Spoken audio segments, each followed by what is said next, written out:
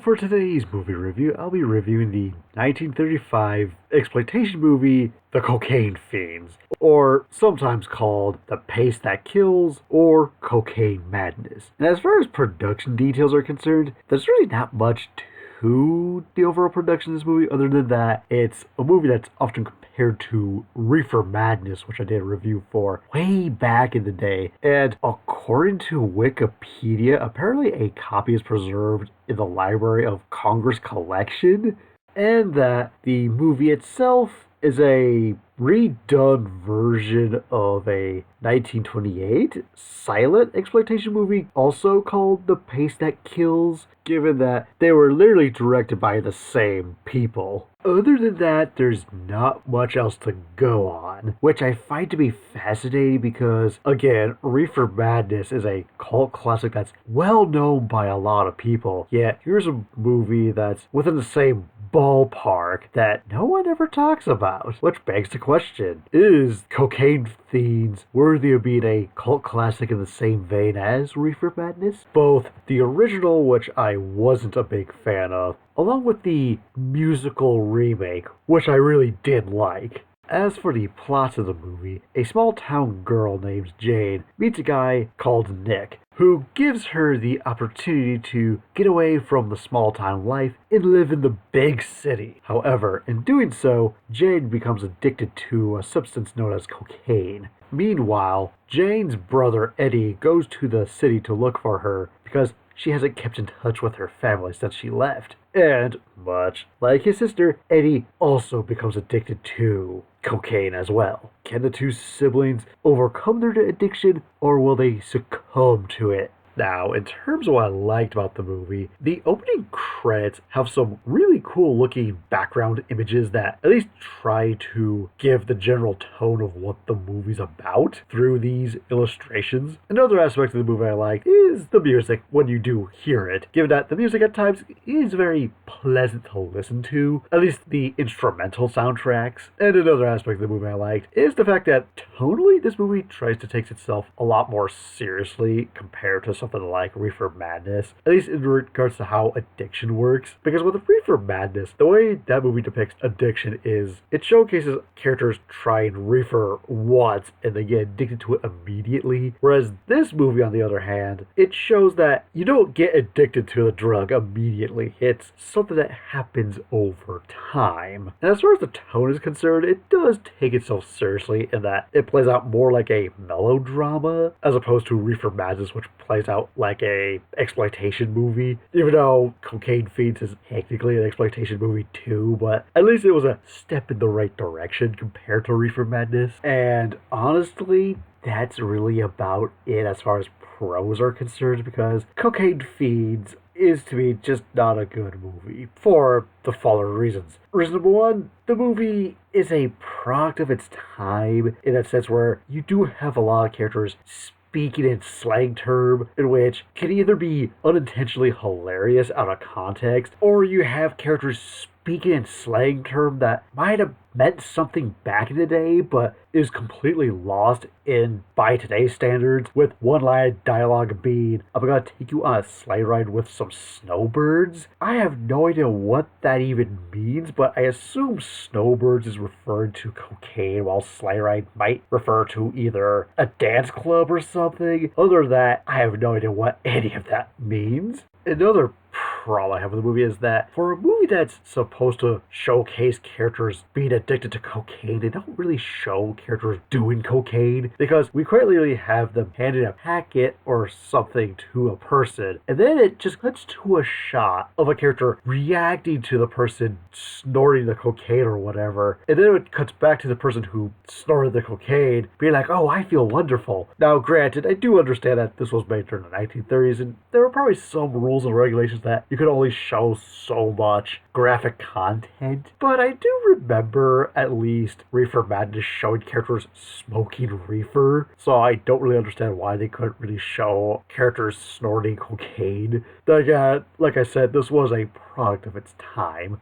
The next few problems I have with the movie are actually somewhat interconnected with one another, that being both the editing and pacing, because, dear God, the editing to this movie is super atrocious. Because there is no real rhyme nor reason in terms of how we go from one scene to the next. For example, during the opening credits, you would expect the music to gradually fade out and then fade into a scene that's about to begin, which would lead to several key events that occur over the next few minutes. No, we're quite literally in the middle of the opening credits, and then it just hard cuts to these two drug dealers who are already in the middle of a car chase from the authorities. So the movie just throws you into the middle of a story that's already going on. And it doesn't let up neither. It's just, from there, we have the characters talking, and then it cuts to another character, and then it cuts to one of the drug dealers inside of a restaurant with this other character, and then it cuts to the drug dealer driving the car getting pulled over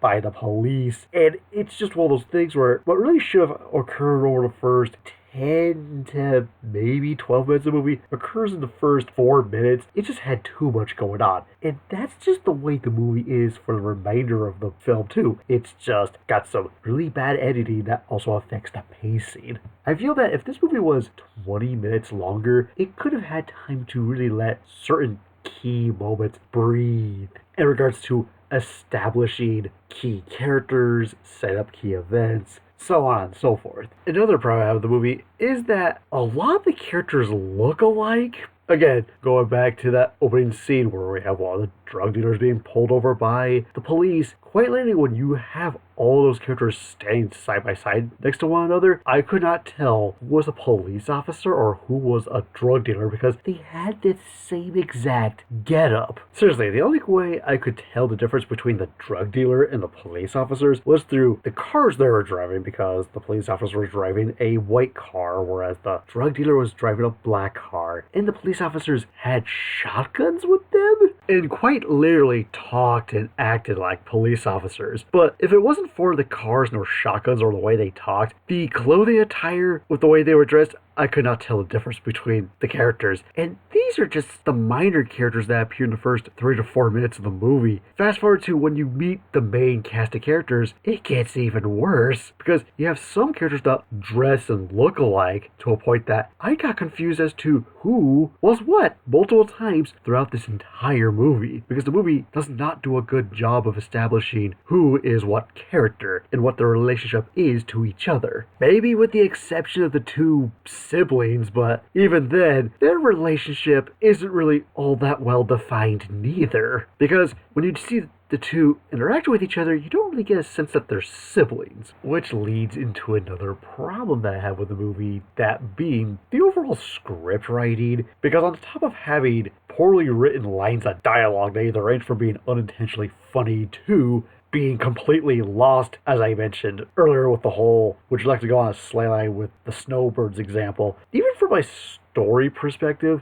it doesn't really do a good job of establishing the environment, the characters and their relationships with each other, or even what the stakes are for the narrative itself. And not only that, but certain characters just lose motivation during the course of the movie, because remember, the brother's motivation for moving into the city was to look for his sister. And the moment he does, he gets addicted to cocaine and loses pretty much any all sight on fighting his sister, because he cared more about getting the next hit of cocaine as opposed to fighting his own sister. Another problem that I have with the movie is the lighting, because the lighting to this movie is all over the place. Because there are some points in time where the lighting in some areas looks passable at best, while other points in time there are certain scenes that are so poorly lit that I had a hard time trying to figure out what was going on. But then there's some points in time where the lighting is super inconsistent.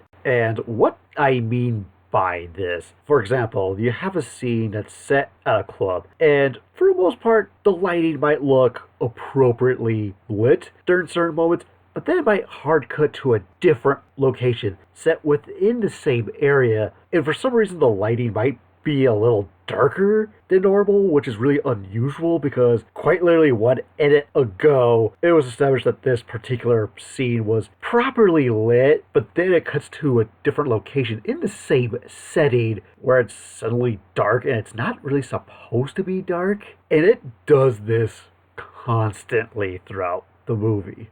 I could keep going, but I think you get the point. So, for my final verdict of Cocaine Fiends, the movie is quite literally Reefer madness all over again, but instead of focusing on Reefer, it's focused on cocaine, and honestly, there's really not too much of a difference between the two. But even then, I still think Reefer Madness, even though I still think that movie's bad, at least has ironic enjoyment to be had with the movie, whereas this, I think, is just a very dull movie through and through, with its two biggest problems being one part editing, because this movie's edited so badly that it affects the pacing. Because if this movie was an extra 20 minutes longer, who knows, this could have been a lot better, but as it is, it's a fairly dull movie that you're not really missing much from. And not only do I think this movie is bad by today's standards, I also think it's just bad by the standards in which it came out in. Because you have to remember, this came out in 1935, the same year that we got such classic movies ranging from The Bride of Frankenstein, Alfred Hitchcock's The 39 Steps, Triumph of the Will, among many others, which have gone on to become some of the most iconic movies ever to be produced. So, overall, you can skip this movie and just watch Reefer Madness. And when I mean Reefer Madness, I'm not talking about the original Reefer Madness. I'm talking more about the musical remake. I think you'll get more enjoyment out of that movie than any of these 1930s exploitation movies. And before I give my final rating, what did everyone else have to say about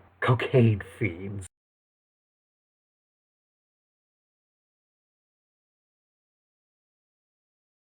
Not surprisingly, the movie got generally negative reception, and so for my final rating of Cocaine Fiends, or The Pace That Kills, I give it a 1 out of 5. So, what's your favorite exploitation movie? And see you later.